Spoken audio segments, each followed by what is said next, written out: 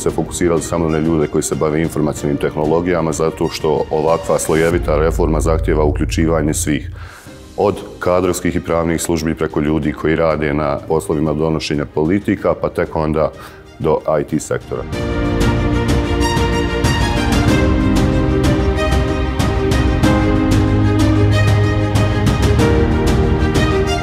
People have a more, they tend to talk about digital transformation as like a technical change. And what we want is to have people understand that it's about, in the end, it's about having increasing public value. What we want is that government departments are able to share information across different departments. So that's, broadly speaking, that's the concept of interoperability, and we'll go more technical in that part. We also want government departments to be thinking about the citizen experience. So that's the goal of the third module. So we will discuss how we can design services that are more user or citizen-centered. The fourth one is really to talk about governance. Because if we just focus on the technical aspects or even in improving services, we're not really getting the whole benefits from digital transformation. So the fourth module is about how, what are the governance structures and how can we do something today but thinking about the future.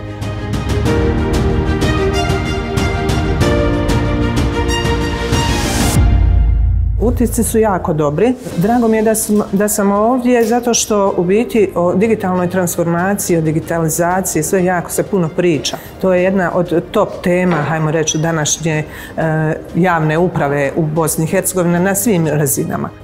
Digitalna transformacija, odnosno uvođenje interoperabilnosti i digitalizacija omogućit će i građanima i privrednim subjektima da bez fizičkih kontakata dođu do određenih podataka koji su bitni za ostvarivanje njihovih prava.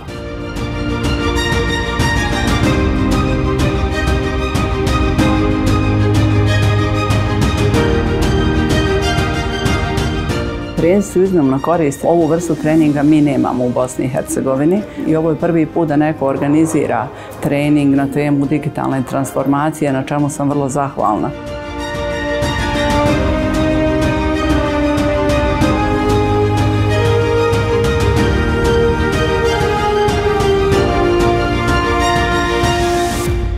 The UNDP in Bosnia and Herzegovina represent very strong partner to the government of the Republic of Srpska, as well as to the Ministry of Scientific and Technological Development, Higher Education and Information Society.